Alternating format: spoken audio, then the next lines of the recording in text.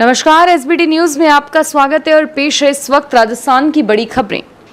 राजस्थान में सरकार जल्द ही सार्वजनिक स्थानों में, दफ्तरों में नो मास्क नो एंट्री अभियान चलाने जा रही है। मुख्यमंत्री अशोक गहलोत के कोरोना जन जागरूकता संवाद कार्यक्रम में आज चिकित्सकों की ओर से दिए गए विभिन्न सुझावों के आधार पर प्रदेश में सरकार एंटीबॉडी सर्वे और चिकित्सक नर्सिंग कर्मियों के स्टाफ के सम्मान के लिए कई अहम कदम उठाएगी। दरअसल प्रदेश में कोरोना जन जागरूकता के लिए मुख्यमंत्री अशोक गहलोत ने मंगलवार को देश के विख्यात चिकित्सकों के साथ महामंथन किया।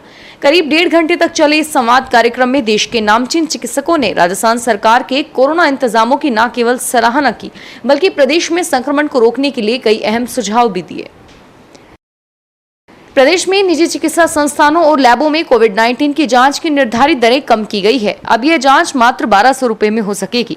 चिकित्सा मंत्री डॉक्टर रघु शर्मा ने बताया कि RT-PCR testing kit, reagents, VTM kit तथा अन्य कंज्यूमेबल्स की कीमतों में आई कमी तथा आमजन को कम कीमतों पर जांच सुविधा उपलब्ध कराने को दृष्टिगत रखते हुए सवाई मानसिंह मेडिकल कॉलेज के वरिष्ठ चिकित्सकों एवं विषय विशेषज्ञों के साथ विचार विमर्श उपरांत यह निर्णय लिया गया है।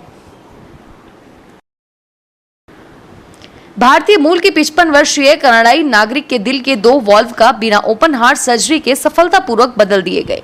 जयपुर में heart specialist doctor Ravindra Singh Rao के नेतृत्व में डॉक्टरों की एक टीम ने trans catheter aortic valve implantation और trans catheter mitral valve replacement तकनीक का इस्तेमाल किया। इस तरह का यह एशिया का और भारत का पहला मामला है जब एक साथ 2 वाल्वों को बदला गया है।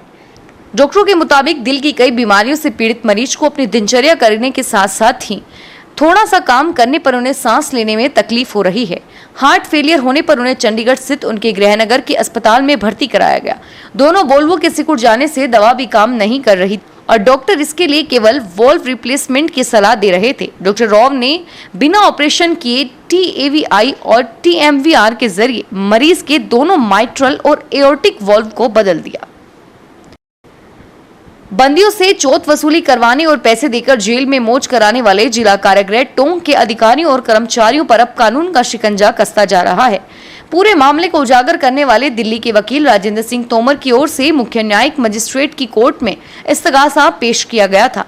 इस पर कोर्ट के आदेशों के बाद कोतवाली थाने में टोंक जेल प्रबंधन और उसके समस्त कर्मचारियों के साथ साथ जेल अधीक्षक की शह पर बंदियों से मारपीट कर चोट वसूली करने के आरोपी से घिरे बंदी मेघराज जाट, राम पांडे और राजेश चायवाला के खिलाफ एक्सटॉर्शन, चोट वसूली, भ्रष्टाचार, मारपीट सहित IPC की 20 गंभीर धाराओं के तहत मुकदमा दर्ज किया गया है। फिलहाल इस बुलेटिन में इतना ही और फिर हाजिर होंगे तमाम बड़ी खबरों के साथ। बंगाल की खाड़ी में बने कम दबाव के क्षेत्र का असर पूरे प्रदेश में तो नहीं नजर आ रहा, लेकिन कुछ हिस्सों में बदलाव जरूर शुरू हो गए हैं। मौसम विभाग के अनुसार अगले 2-3 घंटों में प्रदेश के कुछ हिस्सों के मौसम में बदलाव देखने को मिल सकता है। इस बदलाव के चलते कोटा संभाग के 2 जिलों में हल्की से मध्यम दर्जे की बारिश हो सकती है और कल से बारिश की गतिविधियां बढ़ने के आसार हैं। पंचायत चुनाव में मतदाता अपने साथ लाए पेन से मतदाता रजिस्टर में हस्ताक्षर नहीं कर सकेंगे। कोरोना वायरस को लेकर बरती जा रही सुरक्षा एवं सावधानियों के तहत इस बार राज्य निर्वाचन आयोग की ओर से हर मतदान दल को 10-10 पेन उपलब्ध करवाए जा रहे हैं। मतदाता इन्हीं पेन से हस्ताक्षर कर सकेंगे। मतदान के दौरान यदि कोई मतदाता स्वयं अपने पेन से हस्ताक्षर करना चाहे तो उसे इसकी अनुमति नहीं दी जाएगी। नए अस्पताल में भर्ती मरीजों को अब सही फ्लो के साथ ऑक्सीजन की सप्लाई मिल सकेगी। दरअसल देर रात को अस्पताल के ऑक्सीजन प्लांट में नया कंट्रोल पैनल लगाया गया है।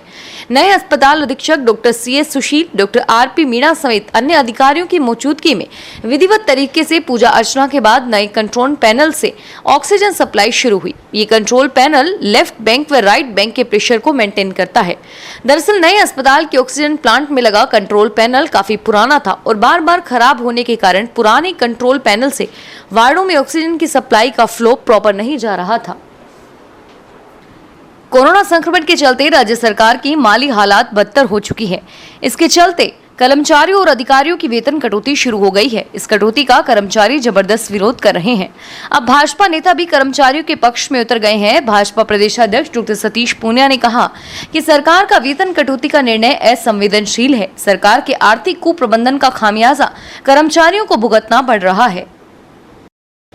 शंख बजाकर आग में शरीर तपाकर कीचड़ में लेटकर कोरोना को भगाने का दावा करने वाले टोंक सवाई माधोपुर सांसद सुखवीर सिंह जौनपुरिया भी कोरोना की चपेट में आ गए हैं और इसके बाद टोंक जिले के प्रशासनिक अधिकारियों, भाजपाइयों और आमजन में हड़कंप मच गया है।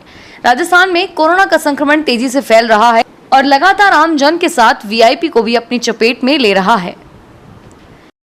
जयपुर जिले की 14 पंचायत समितियों की 361 पंच सरपंच चुनाव फ्री एंड फेयर इलेक्शन कराने के लिए रिटर्निंग अधिकारी, सहायक रिटर्निंग अधिकारी को प्रशिक्षित किया जा रहा है।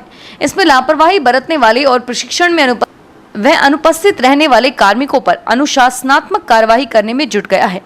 जयपुर जिले में प्रथम चरण के प्रशिक्षण में अनुपस्थित रहे 3 दर्जन ARO को नोटिस जारी किए गए हैं। झालावाड़ पुलिस ने हथियार तस्करों को गिरफ्तार कर उनसे भारी मात्रा में अवैध हथियार बरामद किए हैं। एसपी डॉक्टर किरण सिद्धू ने बताया कि झालावाड़ कोतवाली थाना पुलिस और जिला विशेष पुलिस टीम ने कोटा रोड पर कार्रवाई कर 2 कारों में सवार होकर जा रहे 5 हथियार तस्करों को गिरफ्तार किया। उनके पास से 10 अवैध पिस्टल, 2 देशी कट्टे और 35 जिंदा कारतूस बरामद किए गए हैं। गिरफ्तार बदमाशों में से अधिकांश कोटा जिले के निवासी हैं। राजस्थान भाजपा में उपनेता प्रतिपक्ष राजेंद्र राठौड़ ने मंगलवार को कोरोना को नियंत्रण न कर पाने को लेकर गहलोत सरकार पर निशाना साधा। इस दौरान उन्होंने प्रदेश में 15 दिन के लिए पूर्ण रूप से लॉकडाउन घोषित किए जाने की मांग भी की और साथ ही लॉकडाउन पूरा होने के बाद अगले चरण में शनिवार रविवार को लॉकडाउन जारी रखने का सुझाव दिया। राठौड़ ने ट्विटर पर लिखा कि आम जन को कोरोना की जांच के लिए डॉक्टर की पर्ची की अनिवार्यता खत्म कर सभी को जांच करवाने की सुविधा प्रदान की जाए। केंद्रीय उपभोक्ता खाद्य एवं सार्वजनिक वितरण मंत्रालय ने कहा कि आगामी खरीफ विपणन सीजन 2020-21 में चावल की सरकारी खरीद 495.37 लाख टन होने के अनुमान है। मंत्रालय की ओर से दी गई जानकारी के अनुसार इससे पहले खरीफ विपणन सीजन 2019-20 में धान की वास्तविक खरीद 420.22 लाख टन हुई थी, जो कि इस प्रकार है। इस प्रकार आगामी सीजन में चावल की सरकारी खरीद का नया रिकॉर्ड बन सकता है। मंत्रालय ने कहा कि आगामी खरीफ सीजन में चावल की खरीद 495.37 लाख टन होने का अनुमान है, जो कि पिछले साल के 416 लाख टन से 19.07% अधिक है। राजस्थान में कोरोना संक्रमण दोगुना होने की दर खतरनाक स्तर पर है। मात्र 35 दिन में संक्रमितों की संख्या दोगुनी हो रही है। डबलिंग दर यही रही तो 17 अक्टूबर तक संक्रमितों की संख्या 2 लाख पार हो जाएगी और अभी तक यह संख्या 1 लाख पार हो चुकी है। प्रदेश में अभी कोविड से मौतें दोगुनी होने के 49 दिन माने गए हैं और इस आधार पर 30 अक्टूबर तक मौतों का आंकड़ा 2500 तक पहुंचने के आसार हैं। कांग्रेस के प्रदेशाध्यक्ष गोविंद सिंह डोटासरा के बीकानेर जिले के प्रभारी बनने के बाद सोमवार को पत्रकारों ने उनके साथ बातचीत की। डोटासरा ने जिले के विभिन्न मुद्दों और राजनीतिक पहलुओं पर अपनी बात रखी। उन्होंने 2 टूक कहा कि उनका बीकानेर के साथ खास जुड़ाव है। वे शिक्षा मंत्री और बीकानेर जिले के प्रभारी होने के नाते यहाँ के लोगों की उम्मीदों पर खरा उतरने का प्रयास करेंगे। डोटासरा ने कहा कि वे दलगत राजनीति से ऊपर उठकर बीकानेर के लोगों की सेवा करेंगे।